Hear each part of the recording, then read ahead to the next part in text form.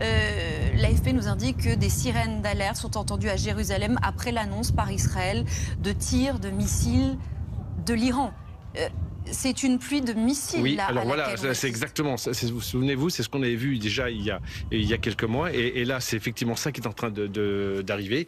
C'est plusieurs têtes de missiles balistiques qui sont en train de descendre sur Israël. Et puis, par moment, on voit des interceptions de missiles solaires. Parce que vous voyez, les petits... Voilà, et ça, c'est des interceptions d'une partie des missiles. Il y en a un, vous voyez, qui est tombé au sol, qui, lui, n'a pas été intercepté. Donc qui est tombé au sol dans la Dans ville de Jérusalem, Jérusalem. puisque ce sont des images qui nous parviennent en direct de Jérusalem. Nous vivons l'histoire en direct.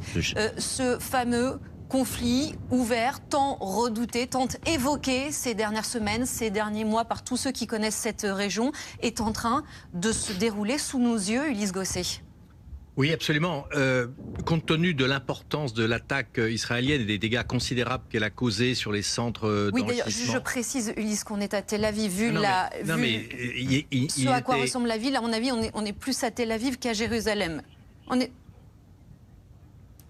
Allez-y, Ulysse. Oui, ce sont des images de Tel Aviv, même si on nous dit Jérusalem en direct. Oui. Il faudrait peut-être le vérifier, mais en tout cas, ce qui est certain, si vous voulez, c'est que l'Iran a lancé une attaque contre Israël. Et que pour Israël, évidemment, c'est une immense inquiétude parce que les populations, là, sont directement visées. Ce ne sont pas des bases militaires, ce sont des immeubles, c'est une ville.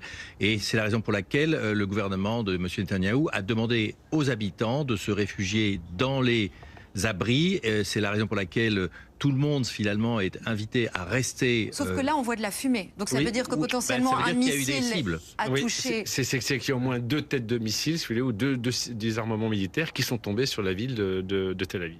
C'est sans doute la première fois que Israël doit faire face à une attaque d'une telle puissance. Il y a déjà eu des attaques qui ont été menées contre l'Iran par Israël, des ripostes. Les ripostes, elles ont été lancées avec un armement qui a pu, pour l'essentiel, être intercepté.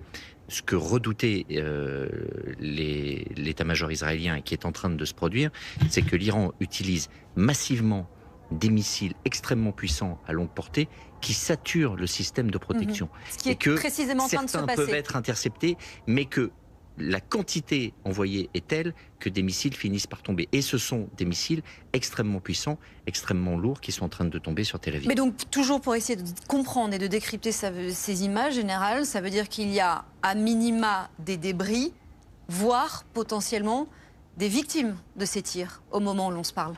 Alors, on espère que non, évidemment, mais c'est tout l'intérêt, si vous voulez, des systèmes d'alerte israéliens qui préviennent les populations, attention, ça va tomber, et ça va tomber aussi à proximité de chez vous. Et donc, tout le monde sait qu'il y a beaucoup d'abris comme ça à Tel Aviv, et que les populations doivent absolument se protéger. Et là, ce qu'on vient de voir, en fait, c'est en direct. On vient de voir l'arrivée d'armements balistiques, en fait, qui arrivent par le ciel, qui sont, pour certains d'entre eux, interceptés, et d'autres, ça explique les panaches de fumée, qui n'ont pas été interceptés et qui sont tombés dans la ville. Et précisément, cette pluie de missiles, le fait qu'il y en ait en grande quantité, c'est le seul moyen pour déjouer ce dôme de fer, le fragiliser, passer entre les mailles du filet? Oui, c'est la saturation, comme ça a été dit, mais Israël a eu quand même ces derniers temps déjà un avant-goût, si j'ose dire de ça, à travers les missiles envoyés depuis le Yémen par les Houthis qui sont en gros aux ordres de Téhéran, et un certain nombre étaient passés à travers le dôme de fer. Mais les Houthis, depuis le Yémen, avaient une capacité donc de frapper Israël à longue distance, mais pas de saturer évidemment l'espace aérien israélien. Donc c'est pas totalement nouveau pour Israël, si ce n'est l'effet de masse. Quelle est la force de frappe des Iraniens, général Duterte? Est-ce que ce à quoi on assiste ce soir-là ne peut être qu'un avant-goût de la riposte iranienne? Oui, parce que ce qu'on vient de voir, en tout cas en live sur les images, c'est 5, 8 ou une dizaine de missiles qui sont arrivés. Ce n'est pas une centaine de missiles qui arrivent simultanément. Là, pour l'instant, il se passe moins de choses. Donc, est-ce qu'il va y avoir d'autres salves derrière? Est-ce qu'il va y avoir... par contre, la capacité iranienne est assez difficile d'ailleurs à identifier. Pourquoi? Parce que, entre-temps, il y a eu des attaques israéliennes qui étaient extrêmement importantes, qui étaient ciblées justement sur les bases de lancement en Iran de ces fameux missiles balistiques. Et c'est tout l'enjeu, en fait, c'est d'essayer de détruire complètement cette capacité de nuire à Israël. Ce sont des images qui nous parlent parviennent en direct de Tel Aviv, mais on apprend aussi qu'il y a eu des explosions nourries entendues du côté de Jérusalem après l'alerte donc aux missiles iraniens. Ça veut dire donc que cette riposte, Olivier Ravanello, elle s'organise, elle a lieu en ce moment même à minima sur 2 villes. Sur 2 villes et sans doute, il faut s'attendre à d'autres villes encore qui vont être ciblées. On parle d'un territoire qui est petit, Israël. Donc, vous avez très rapidement différentes localités qui peuvent être touchées.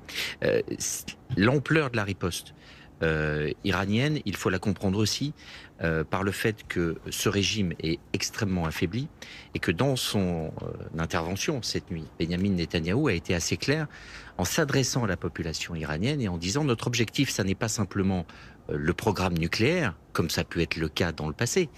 Il a dit notre objectif, c'est aussi de vous libérer. Le jour de la libération est arrivé pour vous. Clairement, il y a dans la tête, ou en tout cas verbalisé au régime, le fait que on va faire tomber le régime.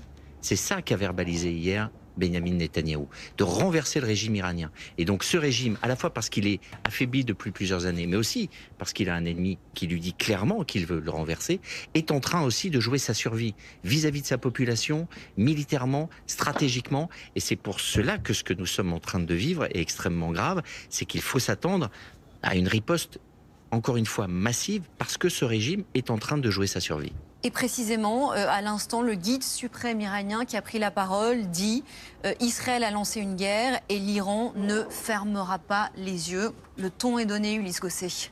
Oui, l'Iran, dès le début, a dit c'est une déclaration de guerre. Et Israël a dit nous cherchons à empêcher l'Iran d'avoir la bombe atomique.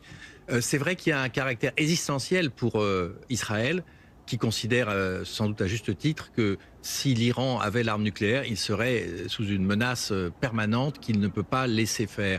Et donc, dans la volonté de Netanyahou, quand on voit l'ampleur de l'attaque, pour l'instant, on est dans la déstabilisation, la décapitation de tout l'état-major militaire, toute la partie militaire du régime, c'est-à-dire l'armée, les gardiens de la révolution. C'est le cœur du régime qui est touché. Et en faisant cela, il indique certainement sa volonté de voir le régime chuter à la suite de ces attaques. Mais on n'en est pas encore là. Israël a cependant menacé Israël de s'attaquer au centre civil du pouvoir, c'est-à-dire les dirigeants politiques, si l'Iran ripostait et attaquait des villes israéliennes. C'est ce qui est en train de se passer. C'est précisément ce qui est en train de se passer. Des dizaines de missiles balistiques iraniens, dit l'armée israélienne.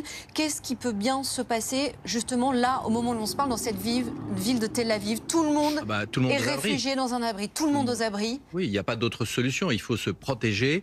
Il faut prier pour que les systèmes de défense antimissiles parviennent à stopper cette attaque, qui n'est pas une attaque, encore une fois, de l'ampleur de la dernière fois où on avait assisté, comme le général l'a rappelé, à 300 missiles. Mais ce qu'il faut dire aussi, c'est que l'Iran a 2 types d'armes. Les missiles balistiques qu'il a sont extrêmement dangereux parce qu'ils passent au-dessus du dôme de fer. Qu'est-ce qu'on appelle exactement, justement, en général, le missile balistique? Le missile balistique, c'est une fusée, en fait, quelque part, qui part à la verticale comme ça et qui monte dans la stratosphère et puis qui redescend. Donc à la verticale comme ça de ses objectifs. Donc c'est quoi sa caractéristique? C'est cette trajectoire justement? Cette trajectoire parce que c'est extrêmement difficile à intercepter. Soit vous l'interceptez à son départ, soit à l'arrivée. Le problème de l'arrivée, c'est que ça arrive à 5000 km/h. C'est pas un drone qui arrive à 150 km/h. 5000 km/h. Ben oui, ça peut arriver à ces vitesses-là, en fait, entre 3000 et 5000. Là, il faut demander à nos spécialistes des fusées. Et donc, ça dépend aussi des charges et de la manière dont ils sont freinés dans l'atmosphère. Et parfois, il y a plusieurs têtes qui peuvent partir. Donc, normalement, bien sûr, ce n'est absolument pas destiné à tirer sur des villes, mais là, ce qu'on constate, c'est effectivement, on est en direct. On a vu, en tout cas, 6 ou 7 de ces têtes qui arrivaient à destination de Tel Aviv. Apparemment, ce serait à peu près la même chose sur Jérusalem, et ça correspond à peu près à ce que dit aussi Tsahal, c'est-à-dire que des dizaines de missiles balistiques sont en train d'arriver en ce moment même sur Israël, et surtout ça met que quelques minutes, c'est-à-dire que ça prend entre 5 et 10 minutes pour arriver d'Iran, alors qu'un drone... 5 et 10 minutes pour aller d'Iran vers Israël. Absolument, C'est aussi rapide.